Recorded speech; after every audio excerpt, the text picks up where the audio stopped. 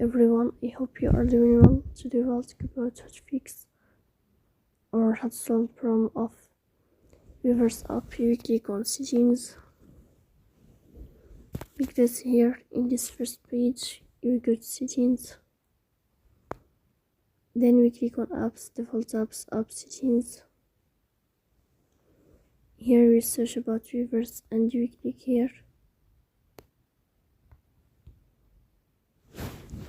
Then here we click on clear cache, on first stop in the first. Then we go to storage. Here we click on clear cache. In the end you will turn off your phone and you will wait a moment to restart your phone again to fix that problem. So please don't forget to support us by like and subscribe. See you next time and thank you for watching.